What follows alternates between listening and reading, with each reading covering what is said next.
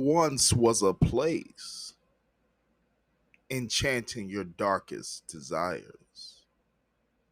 There once was a road that crossed all your tranquility, a fight for true love, a fall for timeless lust, secrets of the labyrinth, destroyed bonds at the glance in a mirror, hearts closed, thorns in prison, a spirit hardened. Rise up, warrior, confess your truth. Join us inside Black Garden.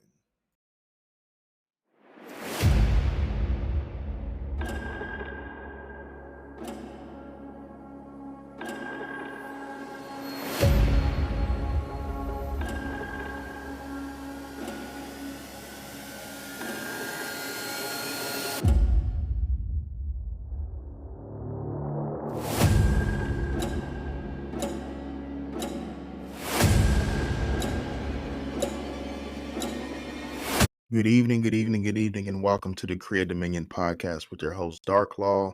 And we have a very special guest for Black Garden episode 12.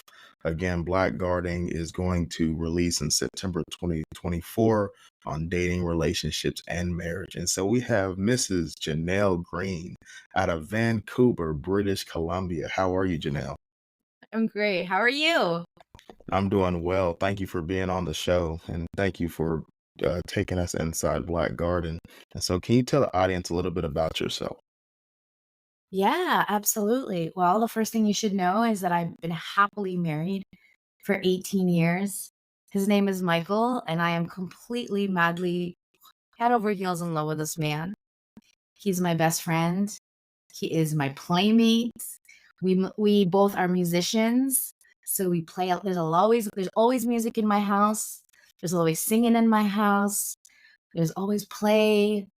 And I never thought that love could ever feel like this. I'd always hoped it would. And being with the same man for almost 20 years and having the level and quality of relationship that I have is extraordinary and unique. And I've been able to distinguish what it is what it takes to really have a great marriage work. And so I have built a business from a divine purpose and mission to bring love and healing to the world. And why I do what I do is, I guess my journey started when I actually was in my first marriage. So Michael is my second husband. In my first marriage, I got married very young, and in hindsight, hindsight's always 2020, right? Realizing that I had gotten married because I was afraid of being alone.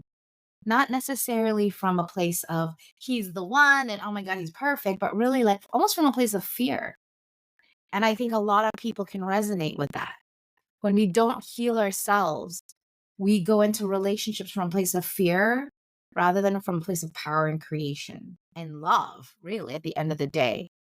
And so, inside of going through my first relationship or my first marriage, what I discovered was all of the pain and resentment and frustration of being married to someone who actually it was not good for me.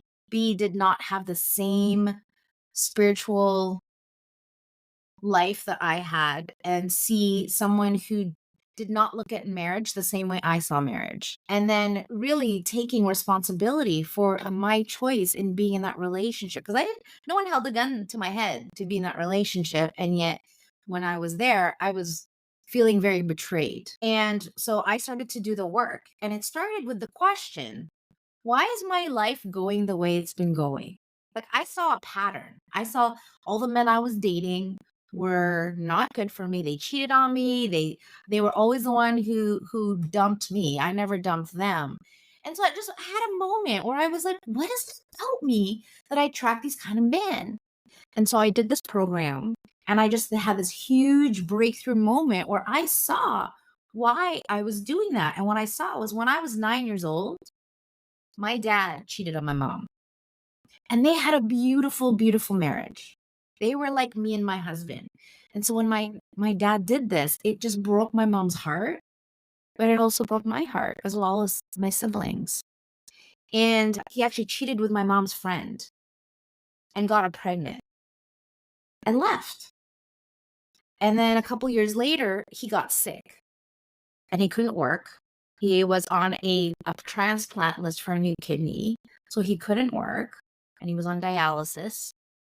And he came back home and asked my mom for forgiveness and to come home. And my mom said yes. And from that moment, my mom never brought it up. She never held it over his head. She completely forgave him. And so I really got to see my parents heal and get back on track. And when my dad passed away, we were complete. We were just in love with him. We supported him. And you would think that, oh, there'd be no more trauma there because we got the happy ending. But as I got into my 20s, and of course when I was in my first marriage, I really saw that I actually hadn't healed. That 9-year-old hadn't healed yet. And it was showing up in all my relationships. And in doing the work, and this is why I'm so passionate about coaching, in doing the work, what I saw was that little 9-year-old watching her dad leave that day made three unconscious decisions. And that was that she's unlovable because I was a daddy's girl. So if dad was going to leave me, then that must mean he doesn't love me, right? In the 9-year-old mind. Number two, I can't trust men. I can't trust people because eventually they leave me. And so I had that as truth. And and it wasn't like a conscious decision. It was so in the background that until I did the work, I didn't even realize that that was what was running the show. So of course I was going to attract crappy men because I had it, but they were going to leave eventually. So why would I get a good guy? And so we unknowingly create subconscious sabotage. Even though we say what we want is love and connection and to feel intimate, we are so deathly afraid of being intimate and being loved and being seen. But it's something that it's not our fault. We just if we don't heal ourselves and don't get the right support that we need, we're gonna keep tripping up just like I did. So as soon as I saw that, I was like, now that I see it, now I know I can do something about it. So I completed that relationship. I said to my husband, "Listen, I took responsibility. Listen, I'm so sorry for treating you like crap. I'm sorry for blaming you. I'm sorry for being mean to you.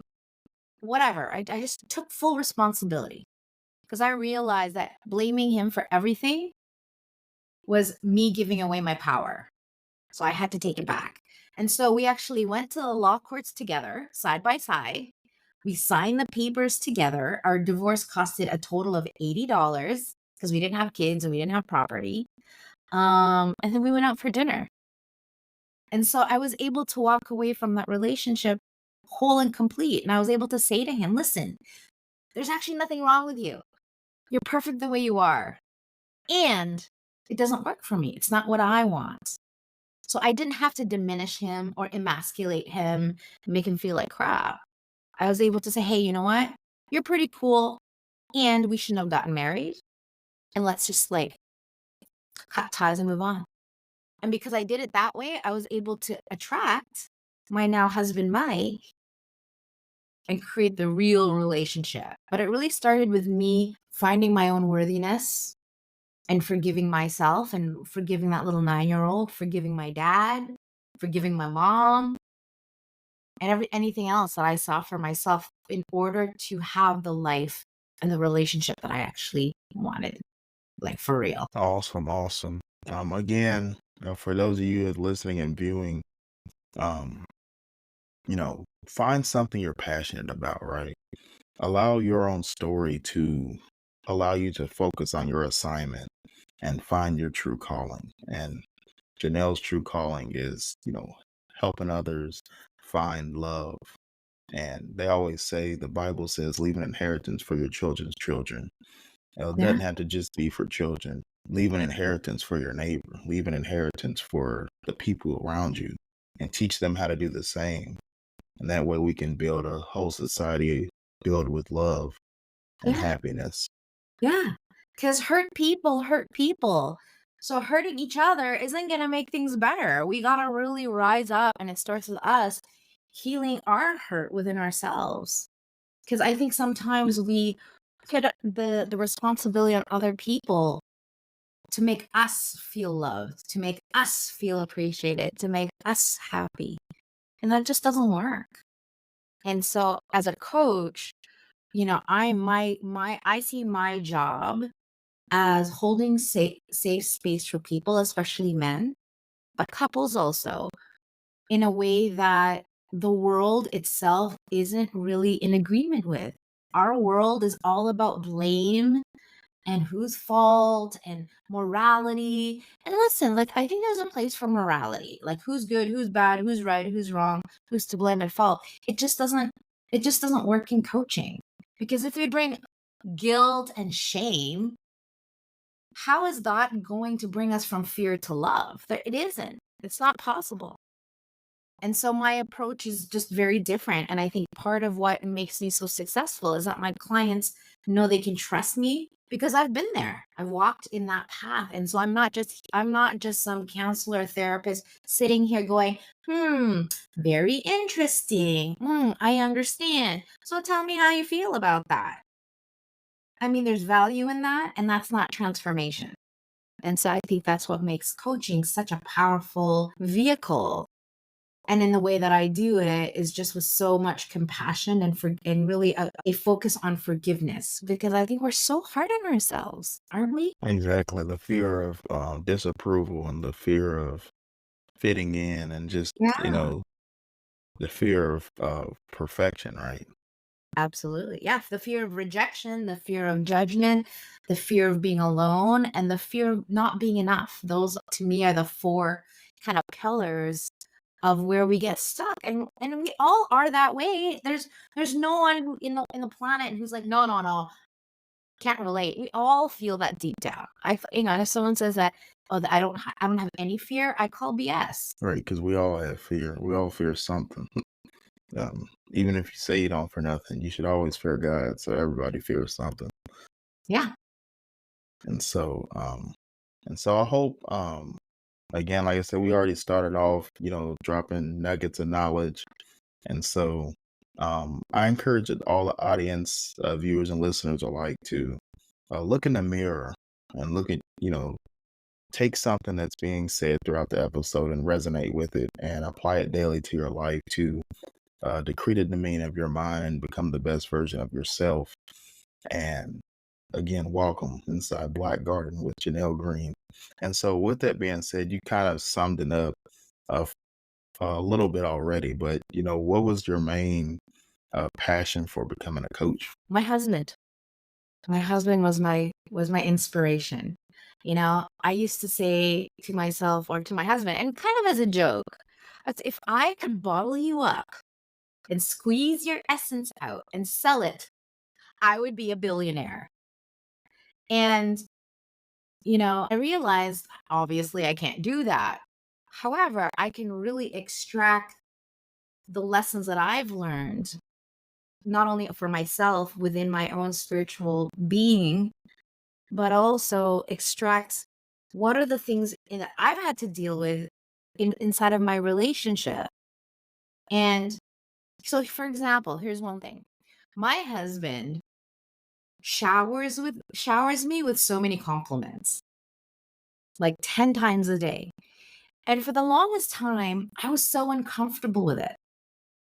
He'd be like, "You are the most beautiful human being and most beautiful one I've ever seen." And I'd be like, "No, I'm not. Stop it. Like just you're pulling my chain, just kind of like smoking, blowing smoke up my butt."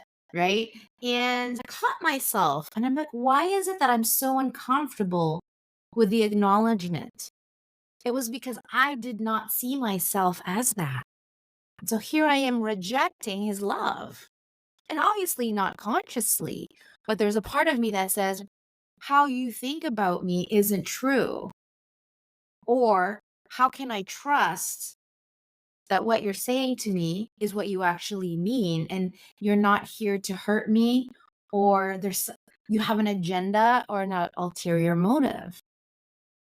And so I had to work on myself and look in the mirror And there's this really great book, actually. The author is Harville Hendrix, and the book is called Receiving the Love You Want. And the premise of the book is you will only receive the amount of love to the level at which you believe you deserve that love. And so if you don't love yourself and you're waiting for someone else to love you, you're never actually going to let that love in because you don't think you are worthy of it. And this has really changed my relationship with God and my relationship with the divine because, I'm Catholic. So getting divorced is a big no-no.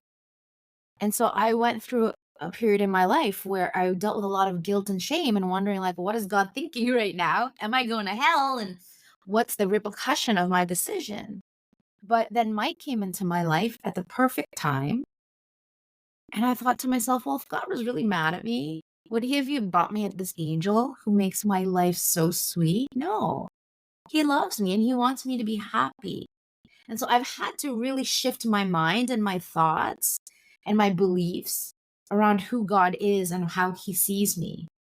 And then a little while later, this is maybe 5 years ago, I was taking a nap and I got this message. It was just like I was napping, but I felt someone talking to me. And what they said to me was that, you are a healer and your mission is to bring love and healing to the world. And I want you to get on stage and go speak this and go and transform lives, is what I heard. And so that's what I've really been up to over the last 5 years, is trying to get people to wake up and stop settling for mediocrity in their life because they deserve to be happy.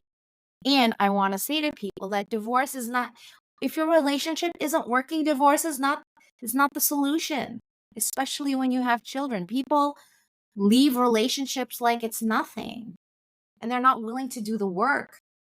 They invest all this money and time into a relationship, but when it doesn't work, they just peace out. And they don't realize that if they don't heal that relationship, they're just going to have the same thing happen again, just like it did to me with a different person, same person, different name, different face. But we're going to keep being attracted to that same wounded person until we heal our own wound. I love the way you said that because um I always say like stuck in a labyrinth, right? Like an endless maze of timeless unrest. They always say, if nothing changes, nothing truly changes, right? If you don't focus and attack the root cause, it's kind of like weeds in the front yard, right? If you just keep, cutting the grass and um, just cutting it low enough to where it looks decent, the root under that's already buried on solid ground is going to keep allowing those weeds to come up. And so it's the same thing with relationships. You keep trying to cut the little leaves, but the root is still intact. So you're going to keep growing those damaged limbs. And Yeah. so you definitely have to attack what you think is causing the most harm. And you actually have to be um, steadfast and you have to be honest with yourself. I think the first step is honesty. Hey, I actually have acknowledging the problem and Mhm. then also holding yourself accountable to taking that actionable steps because they always say faith without works is dead, so you have to be applicable with your problem solving as well. Yeah, and you said something earlier. I can't remember the words you used, but one of the issues that I see and why so many couples why their relationship doesn't work out is that they're dealing and addressing the symptom and not actually dealing with the core issue. So infidelity is not the core issue. The core issue is something way deeper than that. Infidelity was the result of that. And so people go, well, I'm gonna leave this relationship because they cheated on me. But the infidelity wasn't why they cheat. Like, that's not actually it. And so someone could say, well, I'm never gonna do it again. Take me back. Please forgive me. But if you don't deal with the core issue, it's gonna happen again. And so that's what I do, in my work is work with the people privately so that they can heal whatever there is to heal, which they probably don't even know is there. It's like a wound that has been open for so long, they didn't even realize they had the big cut and it's infected. And then the other thing is, okay, addressing the core issue. And usually the core issue is people feel unappreciated, people feel unworthy, people feel like they're not enough. And it all, I would say 99% of the time, has to do with their upbringing, has to do with their relationship with their mom and their dad, has to do with that ex who broke their heart. And so it's like, we all say we want fear, and yet we all say we want love, and yet we think protecting ourselves and being fearful will eventually give us the love we want. And it's actually the opposite. And it's hard to wrap our heads around it, right? Because we as humans, our innate tendency is to protect ourselves from danger, right? That's just how we've always been. And so when we don't have the tools, like communication, for example, if we don't have the tools to work through that with our partner, and we have a partner, for example, that shuts down and doesn't talk about the problem, and then, let's say the guy goes off to his la la land because he doesn't want to deal with her. She's standing there going, "What just happened? Where did you go?" And now she's upset. Now he's upset. And they start to just go this downward spiral until someone puts their hand up and says, "Hold on. Just so you know, I pulled away from you because I'm actually dealing with myself. This has nothing to do with you, honey. This is me getting triggered. And I'm going to go and work on that. And I just want to let you know that I love you. And however I'm being, it's not about you."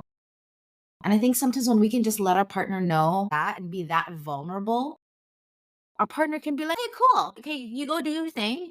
I'll be over here when you need me. I'll be over here. I'll be over here when you need me." And they don't take it personally. Because I think that's part of the problem too, is we take everything so personal. We think everything is about us. And I love the way you say that because um, there's actually a question I always pose when it comes to relationships, and that's I actually got it from a Tyler Perry movie, but he said, you never loved me, you just tolerated me."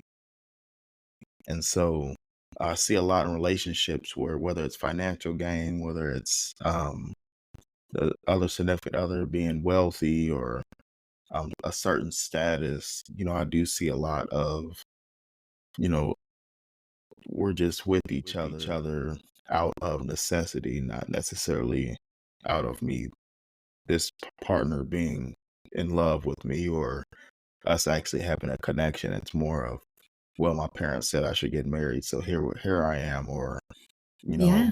I needed to, again, like you said, that fear of being alone. So, Yeah. The fear of being this is the only alone. person that I deserve, right? Yeah. Yeah, we don't hold out for that right person because we're like, who would ever love me? And so that was kind of my experience. It was like, okay, well, here's the first proposal. If I say no, is someone else going to ask me, or is this my one chance? And if you don't have self love, if you feel unworthy or ugly, or there's something wrong, like you're broken, you're not going to hold out for the right fit. You're just going to go for whatever's there, or you're gonna do the complete opposite and you're just not gonna let anybody in whatsoever. And then you're gonna blame the opposite sex as to why you're miserable. Yeah, I definitely do see that a lot where it's like, all men are the same, all women are the same, that Right. victim mindset. Oh, woe is me. Yeah. I'll never find anybody. Yeah. Or they say, I want to find a really good man, but then they have a story called Men Are Liars. So it's like, well, how are you gonna find a good man if every man you look at, you think men are liars? You're either gonna attract that of which you focus on, or you're just going to completely overlook great men, assuming that that's who they are when that's actually not who they are at all. Right, and it's always like that confirmation bias, right? Like you already made up in your mind that they're all liars. So even if you meet Prince Charming or the perfect man for you, your mind's already made up on the first date or the first exchange of, oh, well, I'm just waiting for him to lie, or Right? and you become like a Sherlock Holmes for Yeah. his lies, and you don't even get to enjoy the experience or Yeah. the And then love. you go, yeah. And then you go and look for evidence. And so it's like, so I was talking to someone and he was telling me about a fight that him and his partner had. And he said, well, I hate liars. And he goes, she forgot to tell me something. And in her defense, she was like, it wasn't like I was lying to him. I just forgot to tell him. It was a completely innocent mistake. But he took that as I can't trust you because you don't tell me the truth and that you're a liar. And so he's gathering evidence anywhere he can to reconfirm what he believes. And then he wonders why his relationship sucks. Right, and, that's so funny that you said that because I always encourage people not to suck, because Yeah. they Yeah. always say, you're the average of the 5 people you hang around the most, so if they all suck, then you suck, and so, how do you I know the audience is like, "This is awesome, I've heard, like, a lot of great tips," how do you help people, alleviate that mindset of not feeling enough or not or always looking for the negative in their partner or significant other. Yeah. Oh, good question. Really great question. And this might be a little bit of a mind blow for some people. It has nothing to do with them. It is all about your perception of the world. If you believe, and this is, for example, my husband, in my mind, every single day, I tell myself, my husband is the best thing that's ever happened to me. I tell him he's the best thing that's ever happened to me. So that is the world that I create. So even when he messes up, even when we argue, I maintain that this man is the best man I've ever met. But if I start to think, I can't trust him, he lied to me, he doesn't care, he doesn't appreciate me, just from one little misunderstanding. But I start to allow that fear and that poison to create toxicity in my relationship. My relationship is over, right? It is in our beliefs. So our thoughts create our emotions. Our emotions create our action, and our actions create our results. So if our thoughts and our emotions are negative, well, of course, our actions are going to also be negative. Our reactions, our behaviors, our everything, responses, the way we listen, all gets filtered down. And then we have the result that we want, or the result that we have, which is called crappy relationship. And we wonder why we keep thinking the same things and expect a different result when we haven't changed the way we think, the way we emote, which then, of course, creates distance. And then we get the result that we have. And so it's literally going, okay, how do I need to think in order to have the emotion that I want to create? But this process is absolutely useless if you are wounded emotionally. And so you actually have to deal with the emotions. And here's one thing I notice is however it is that I feel about other people, if I'm really honest with myself, it's how I feel about myself. And sometimes it's a really hard pill to swallow because I will complain about people like they have no integrity. I was trying to think of an example. But I always ask, once I realize what I'm doing, I flip it around and I go, okay, how is it that I'm out of integrity? What is it about them that reminds me of the things that I don't like about myself? And so that's why it's important for me to work on myself every day to see where are those I don't want to call them demons, but those little lurking thoughts that are slowly poisoning the water that robs me of having the kind of experience and love that I want in my life. Awesome, awesome. I love the way you said that because they always say, doing the same thing, without changing anything and expecting a different result is the definition of insanity, right? Right. And so, But so and so this we is literally have, my message. And so this is my message is you're not broken. You just don't have the tools to be able to address those things. And sometimes you don't even realize it's happening. Right? It's like It's like when we have a headache. We said, okay, is it that I haven't drunk enough water? Or is it that I have like a brain tumor or something else? But we assume it's one thing when it's I'm not even sure if that's really it. And we keep popping Tylenol, thinking that's going to fix the problem, when actually the problem is something completely different. That's going to require a different kind of solution.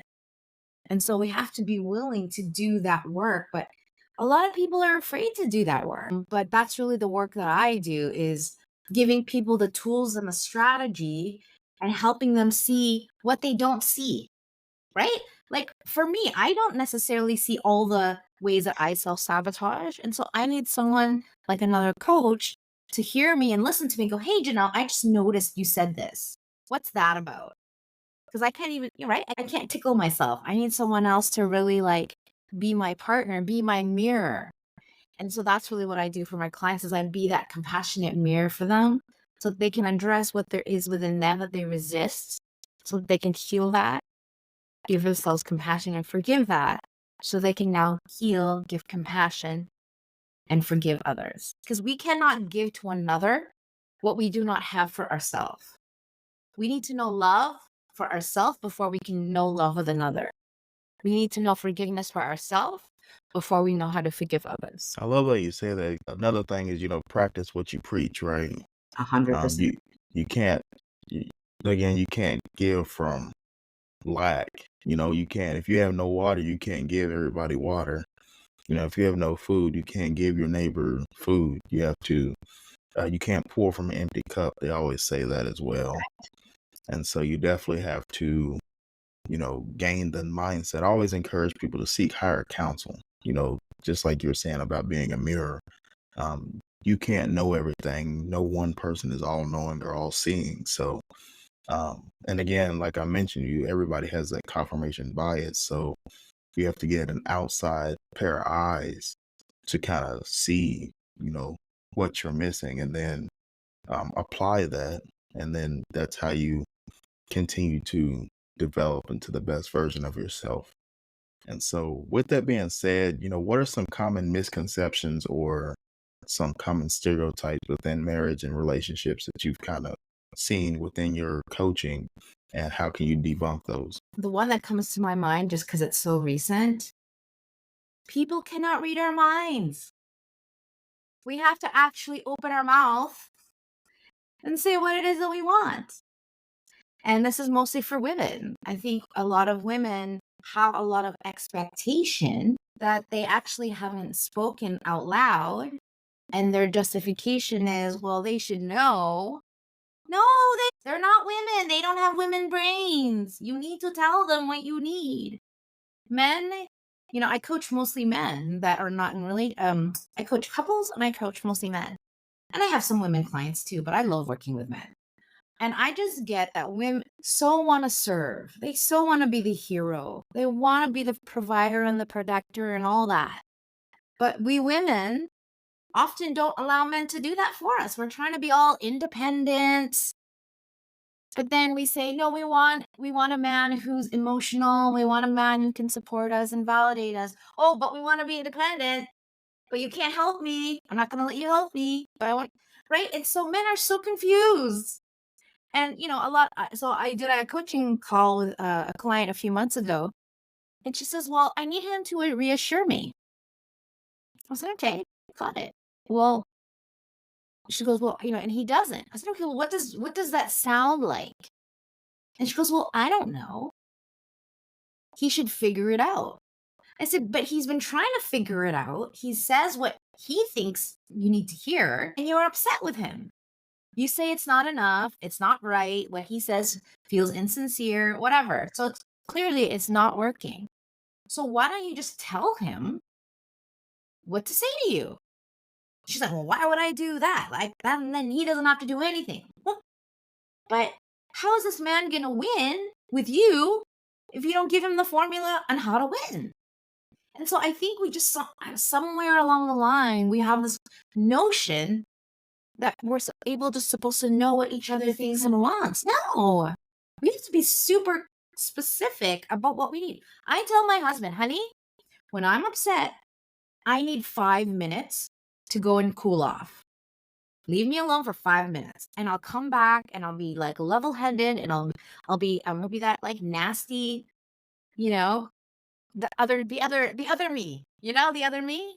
When we get into that dark place, let me Right, come right. back to me so that we can have a real adult conversation. Otherwise, you're gonna be dealing with another version of me that is irrational, that is argumentative, and very emotional. And you can't deal with someone who's in that survival stress response stage. So I need that 5 minutes. And when I come back, I need you to just sit and listen to what I'm saying. Don't try to fix me. Don't give me solutions. Just be with me. Be my friend. And when I'm done, tell me you love me and get me ice cream. So he knows the formula to what Janelle needs when she's in that state. And so he gets to show up as the hero every single time. And so when he does that, I reaffirm that. Say, baby, thank you so much for just listening to me. Like it made such a difference. And thank you for letting me go away for 5 minutes so that I can come back down from my crazy brain. And thank you for getting me my ice cream. And so instead of fighting or arguing or being upset for days, hours, weeks, even months, which a lot of people do, it's like 5 minutes, maybe 10 minutes, maybe 15 at the most, but it's like quick. And then we can just move on with life instead of wasting it, being weird and awkward and tense, and starting to make up stories in our head about the other person. I love how you said that because I think that's very hidden knowledge that a lot of people don't even think they're doing. Like, again, just speak to me. Like Amy Lee has a great song from Evanescence, "Speak to Me," and a lot of people just, especially in relationships, they speak but they don't communicate. Right. They talk but they don't Or they listen. listen, but they don't hear. Exactly. And I think that causes strife because, again, just something simple as 5 minutes. And yeah, I just want to talk about, just arguments for real quick. Some arguments, that could ruin the whole work day. They could ruin the whole rest Yeah. of the evening. That ruin, when you go to bed at night, one, you sleep on the other side of the bed, or if it's depending on the argument, you're sleeping on the couch, or you go to bed angry and you never want, every day is not promised. So you never want to go to bed, angry at your partner or envious or resentful or any of those negative emotions. And so I hope the viewers are listening to what she just said. Nobody reads your mind, right? You have to, um, what is the question I have for the audience is what is your blueprint for your relationship? What is your blueprint for yourself what do you do when you're mad, whether you have a partner or not? What's your, or especially if you have a partner, what is your partner's blueprint for what do you do when they're angry? Do you guys just yell at cuss at each other? Do you slam doors, throw things? Do you storm off? And or for those of you that don't live with each other and aren't married yet, do you ignore each other on text message for the whole day, or those different toxic things that we unknowingly do, psychologically, and we don't even realize we're hurting the other person, but because we're so engulfed in our own anger, our own emotions, we just, oh, I'm not, she made me mad or he made me mad, I'm not talking to him the rest of the day. Instead of, like you said, having that blueprint of, hey, when I'm upset, this is what I need. And if you never tell, a lot of people you can tell people what you want, but they don't want to tell needs. And I think that's what suffers in a relationship. If it's Mm. a new Chanel bag, that's easy to communicate, right? Like, hey, it's new bag just came out. It's at the mall right now. It's $500, babe. Will you get it for me? Or the new pair of Jordans for the guys, right? Or the Madden's coming out tomorrow, so the new video game is easy to articulate. But there's things that matter in life, like my emotions, or hey, I'm drowning and mentally, can you help me? Those things we just refuse to acknowledge and articulate within each other. Yeah. And again, I think a lot of it has to do with the way we grew up. It has to do with how we watched our parents deal with conflict. And so like when I was growing up, I watched My parents had a really great relationship, but I definitely saw like this passive aggressiveness growing up. And also we never said sorry to each other. So, we would argue, whether it was me and my sibling or my parents, we'd argue and then we would get really upset and then we would just walk away, slam the door, go into your room, you stay in there until somehow you're not so mad anymore, and then you come back into the living room where everybody else is, and you act like nothing happened. And so then meeting my husband, who is the opposite, my husband apologizes for things he doesn't even need to apologize for. But I really got the power of that ability to just come up to your partner and just say, "Hey, I'm so sorry for what I did. I didn't mean that. Can we talk about it? I'm sorry for hurting you," and all that, like, and so my husband has taught me a lot about vulnerability, and I think that's one of the things are really killing relationships is this idea that vulnerability is weakness, and it actually the key to having an extraordinary relationship is being vulnerable enough to say what's there, and even if it makes you look, quote, unquote, "weak," but that's actually not true. What it does is it makes you look human. And when we can admit our own vulnerability, we allow other people the space to do the same. Love that you said that because, especially from a man's perspective, we always say, don't cry, don't, be emotional, don't be vulnerable. Just, you know, take everything on the chin and just, chin up, man up, shoulders up, walk with your head held high and, just deal with it, right? That's why I'm getting at. Just, they always say, just deal with it. And to your point, being able to be vulnerable with your spouse or significant other, again, is the key. Unlock that communication because before you can communicate, you first have to actually be vulnerable enough to admit that there's something that you need to communicate. Yeah. And here's, if I were to take it another step further, how do you show up? Like, and this is a question for the audience. How do you show up when you have the thought, I need to man up, deal with it, suck it up, take it to the on the chin? How are you being when you're in that thought process? You're probably not being present. You're probably not communicating. You're probably not very joyful or loving. You're shut down most of the time because you're busy dealing with this other thing. And then guess what? That your way of being, your woman's going to feel that energy. And she's going to be like, well, what's going on? And now she doesn't feel safe with you anymore. Even though, again, it has nothing to do with her. You're just dealing with yourself, your own humanity. But if you can't communicate that, she's going to start going, oh, he's pulling away. Oh, he doesn't care. Why is he playing video games? Oh, he's just ignoring me. He's not spending time with me. When really, what he's doing is he's trying to process those emotions. And what I know men do is they need to distract themselves so they can, and that's how they process emotions. And when they're ready to talk about it, then they'll deal with it.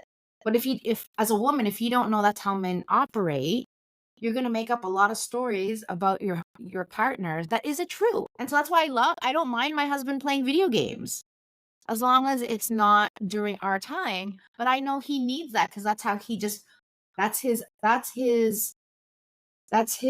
happy place sometimes. He just needs to check out, be in another world. It's not about him ignoring me.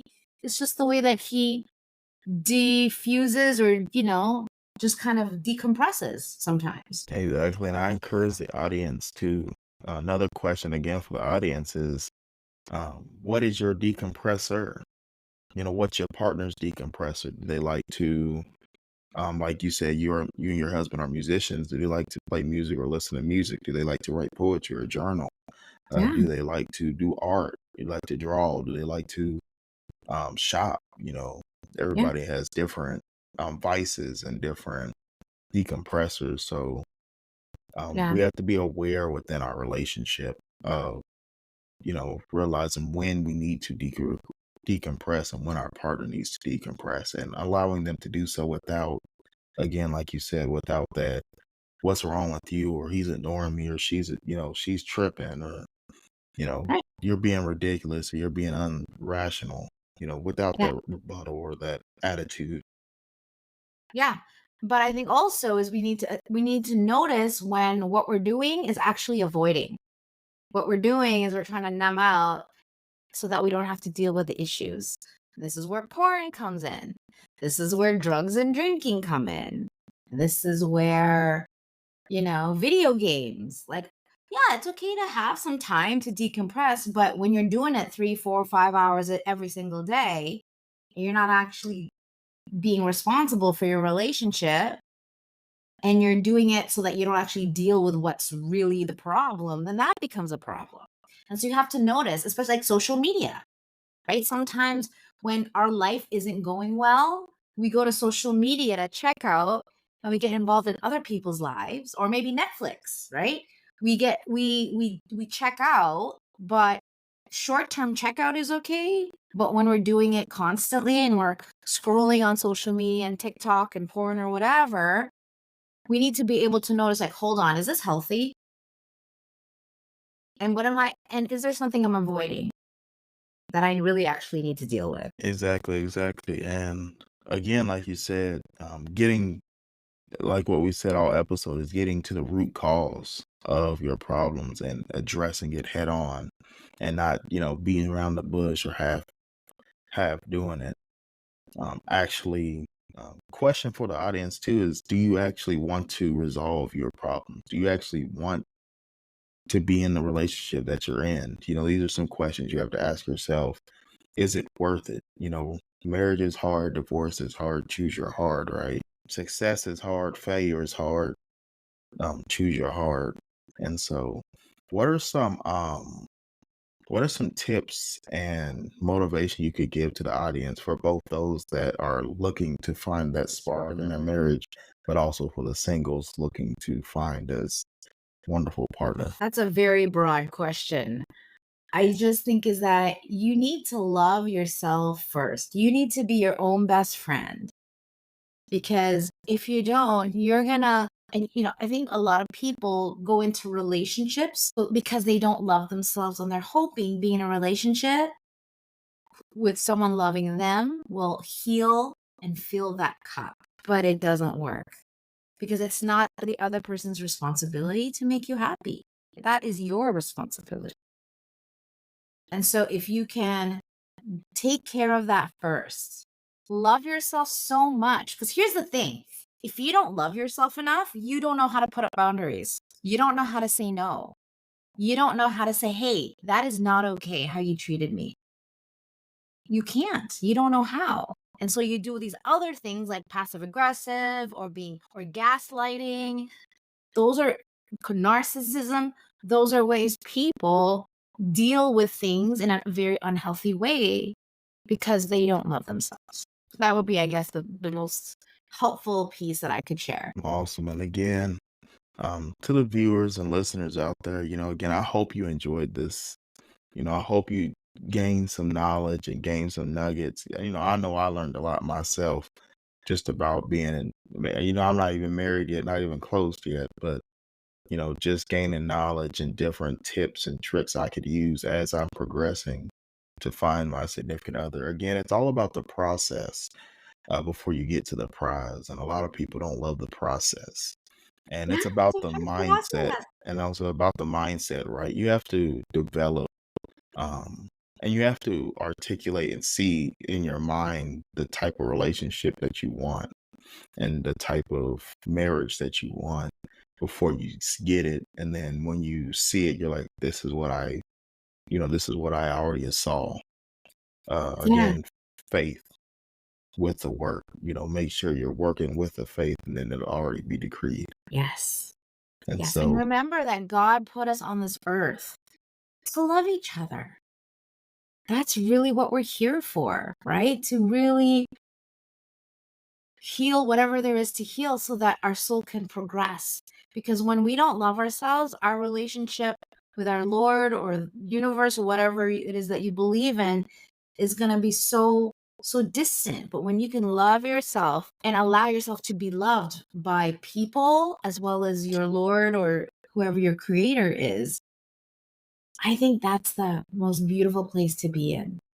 And so for me in my life, if I really watered it, like got it down to the core basis of what I believe in my life, my goal in my life is to have peace.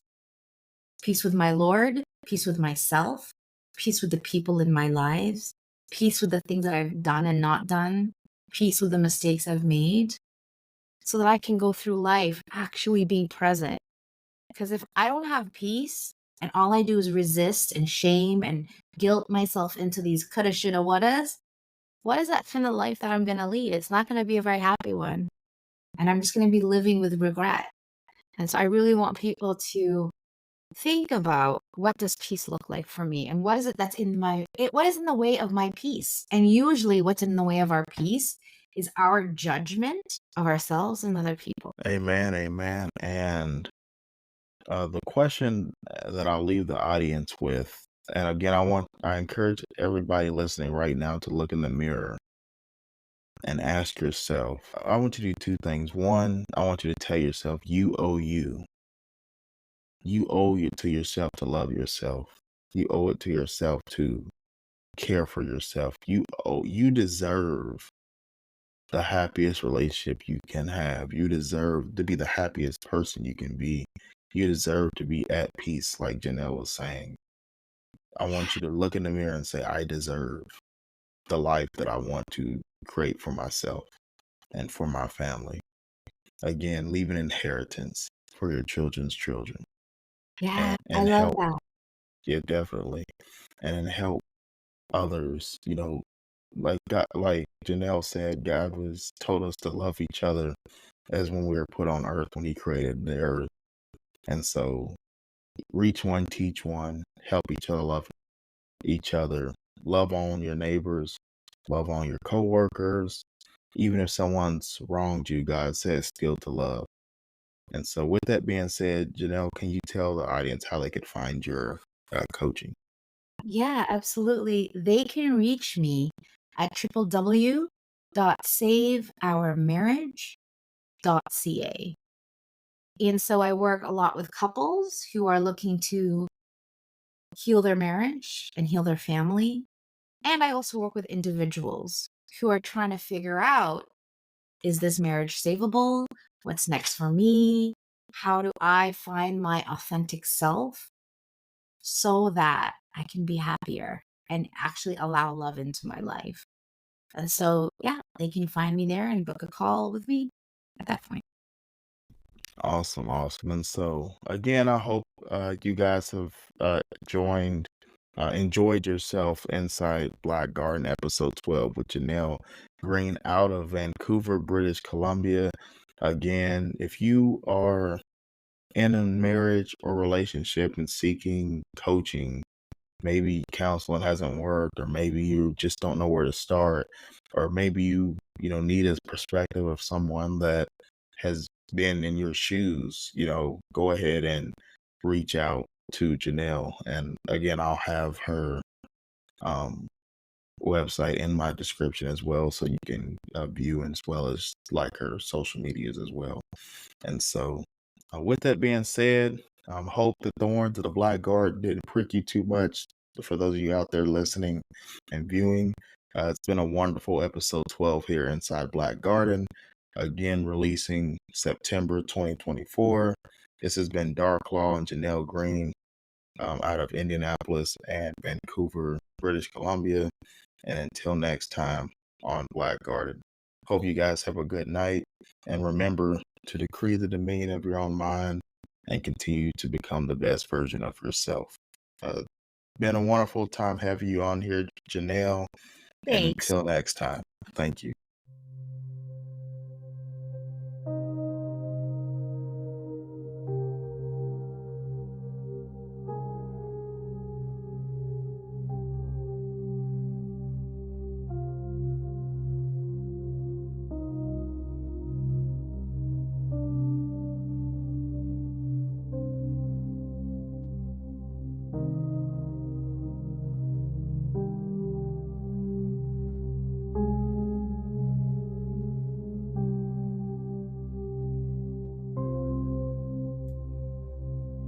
thank you for tuning in to another episode of the Create Dominion podcast with your host, Darklaw.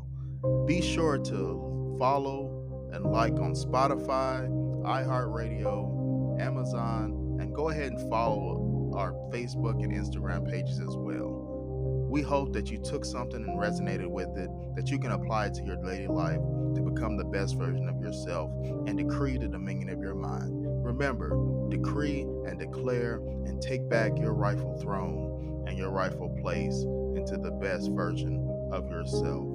Thank you.